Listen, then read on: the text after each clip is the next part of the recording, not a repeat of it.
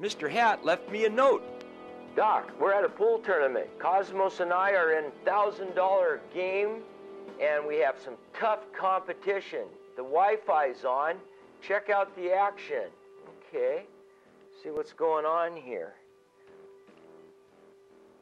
I don't know, it looks like a tough shot on that 2-ball sitting in the corner.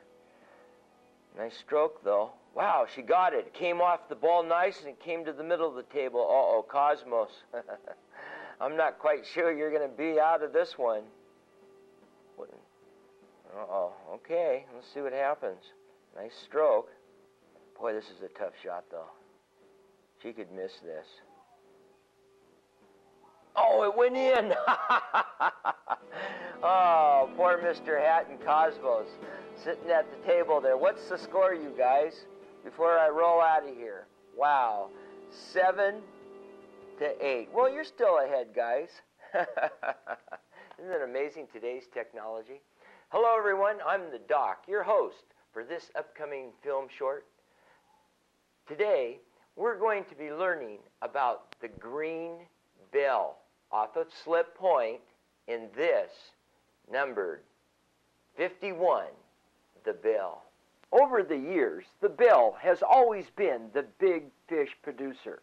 Very large rocks are in this area, so be careful when leaving one of the marinas in front of the Coast Guard station headed towards the bell itself. Now, when we look at the bottom in here, you see the first thing you notice, look closely, there's not a lot of kelp on the seafloor, and actually the rocks are really clean.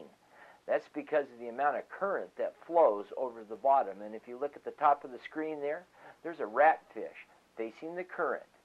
But as we start staying in close to the weight and the chain that comes off of this green bell and just circle it, you will see that the rock in here is small. There's not a lot of seaweed to be hung up on. Hey, look at there, kelp greenling. Look, here's his partner coming with him. Check that out, huh? So as we start moving in this area, we start to learn that, okay, if we're going to fish the bottom in here next to the bell, we know that we have a tight, rocky bottom.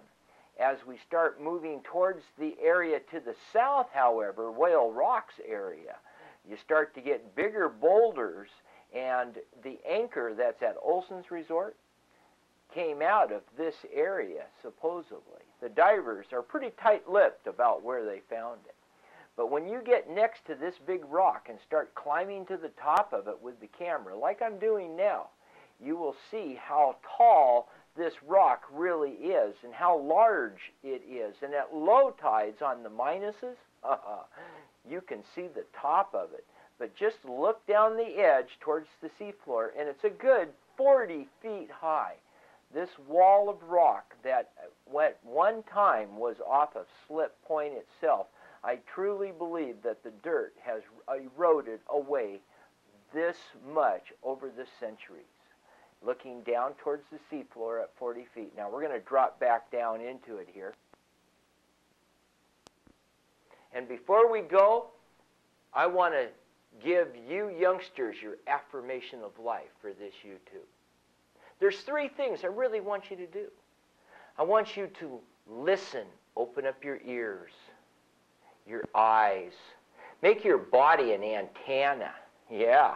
So you're absorbing information all the time. Now here's an example of that. Some time ago we were up on the beach removing a ghost net that was abandoned. But in the trees above Cosmos and Blackjack, where they were working on the net, putting in and struggling trying to get this done, an eagle was perched in a tree that was watching them. Now, Cosmos and see, Cosmos and Blackjack are on the fat side, so I imagine that eagle was enjoying himself, wondering, roasted bunny tonight. And then next to the eagle up in there, though, was another tree, and in the tree, if you just come down with your sight, just your vision a little bit, 1, 2, right under the top, you'll see kind of a big black area there. That is where the nest is. And so we had to be, as you would say, on our toes, vigilant, keep our eyes open, keep our ears open like an antenna, so we're absorbing what's going on.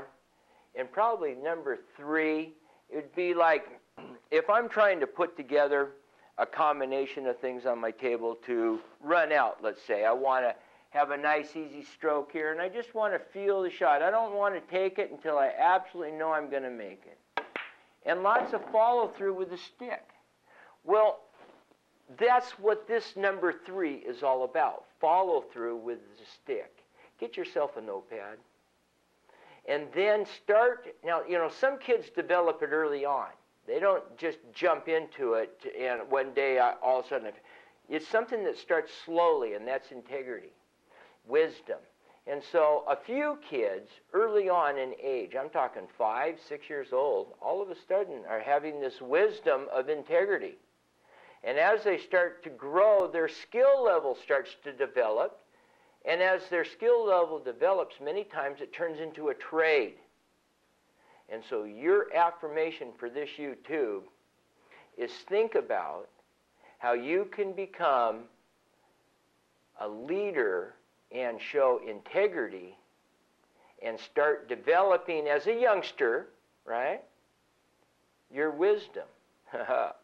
So developing your skill and your integrity